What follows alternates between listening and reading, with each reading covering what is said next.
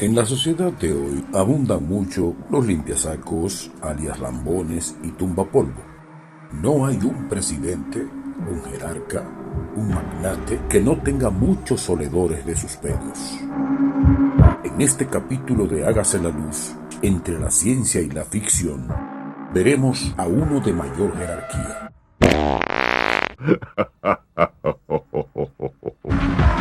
Se trata del limpiaculo del rey.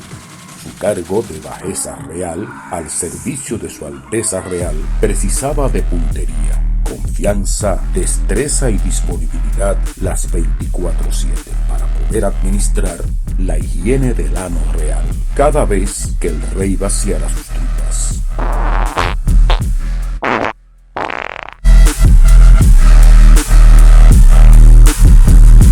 Yo soy Ragnel Báez y no le limpio ni saco ni culo a nadie, ni por los millones de chanflín. Quédate hasta el final y dale like al video. Digo, si piensas como yo.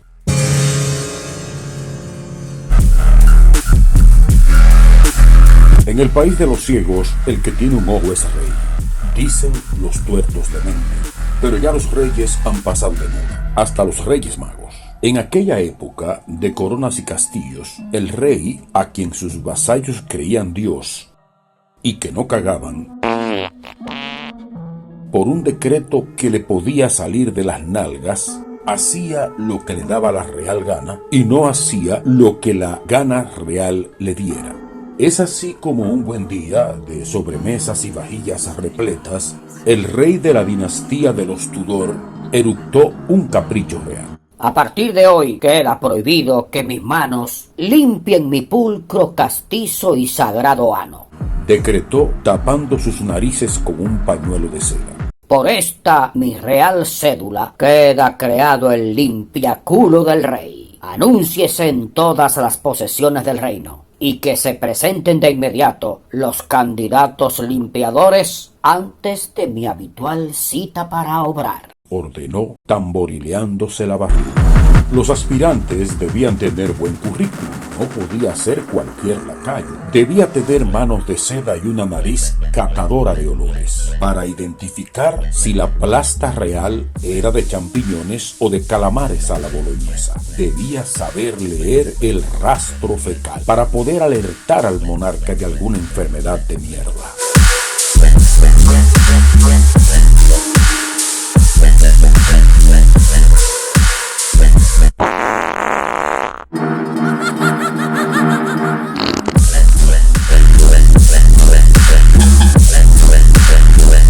Según un artículo colocado en el portal Isca.net bajo el título Groom of the Stool, los limpiadores del culo del rey en español fueron los reyes Enrique VII y Enrique VIII de la dinastía de los Tudor de Inglaterra, a los que no les alcanzaban las manos para limpiarse el sieso y por decreto real nombraron un vasallo para que les limpiaran sus fuches monárquicos.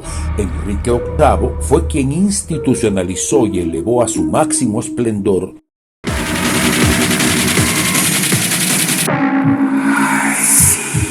el oficio conocido como Groom of the Stool, súbdito de confianza palaciega que debía con pericia y manos de muselina limpiarle el culo al rey, y otros cuidados personales y confidenciales. El cargo de limpiaculo era de los más cotizados debido a la cercanía, confianza y conocimientos que tal servidor tenía con y del monarca. Aparte de la reina y las amantes del rey, el único que veía a su majestad en cueros era el limpiaculo. Llegó un momento en que el cargo de limpiaculo del rey era el más apreciado por los que querían un ascenso en palacio. El cargo de limpiaculos del rey estuvo vigente desde el siglo XVI hasta 1901, cuando fue abolido bajo el reinado de Eduardo VII, quien acabó con la tradición volviendo a limpiar su propio ano con sus manos enguantadas. Un amigo morboso me preguntó, ¿y si en vez de rey era una reina?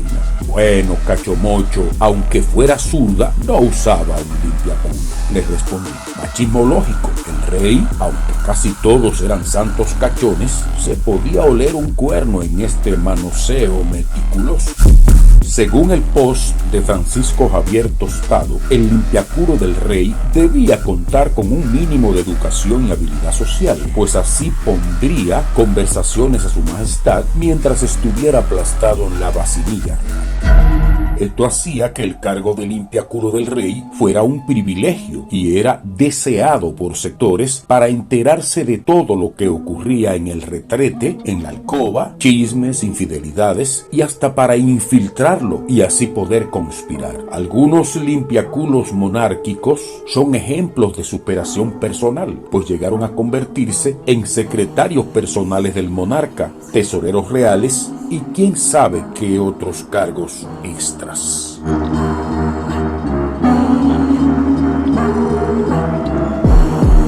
Según el blogspot Ad Absurdum, el groom of the King's Close Stool, o como diríamos en castellano, el limpiaculo real, aparte de su tarea ciesuda, también debía cargar la silla retrete, toallas y palanganas cada vez que el rey salía a sus conquistas, controlar los horarios del esfínter real y organizar la agenda en base a él, pero además debía ser una persona de una cierta cultura para poder dar conversación al monarca durante esos intensos e íntimos momentos. Llegó un momento en que al puesto de limpiaculo real solo tenían acceso algunos miembros de la nobleza como duques, marqueses, condes y sus familiares. Era un trampolín de ascenso social y político.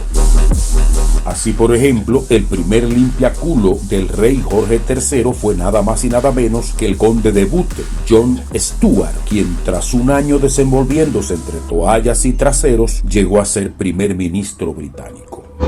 Durante estos siglos de existencia, fueron muchos los privilegiados que pudieron acariciar las posaderas reales, muchos los recompensados por ello, y por supuesto, muchas las anécdotas. Por ejemplo, Enrique Norris, groom of the stool bajo el reinado de Enrique VIII, fue ejecutado por orden del monarca por excederse en sus funciones y acariciar las posaderas y otras partes del cuerpo de la reina Ana Bolena. Beatriz Henchi, en su artículo Hasta el retrete del rey, publicado en piramideinformativa.com por Juan Carlos Zambataro, argumenta lo siguiente: muchos hablan del peor oficio del mundo, pero obviamente los hay muchísimos peores. No cabe duda de que ser el limpiaculo, su traducción directa vendría a ser el mozo de las heces, oficial de la corona, no era plato de buen gusto para todo el mundo.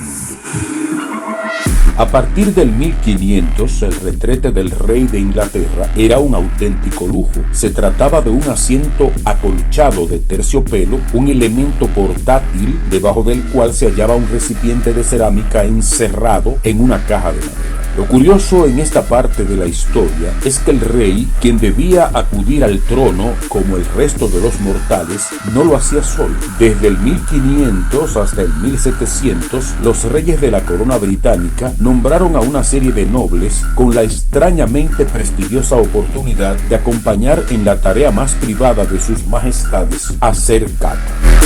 Obviamente, hablamos de una parte de la historia de los reyes alejada del glamour de una corte, pero todo un acontecimiento en aquellos días. De hecho, aunque no es el trabajo glamoroso que normalmente imaginamos en un palacio, ser un groom of the stool era en realidad una posición muy codiciada en la casa real.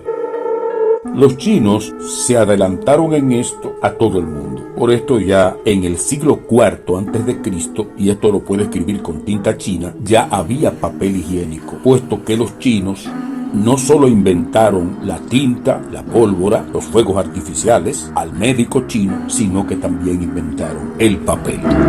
Lo más probable es que hoy los reyes resolvieran esta situación mandando a construir un robot que sirva para hacer su limpiaculo real. A la verdad que estos tipos que se creían sangre azul no servían ni siquiera para limpiarse el culo.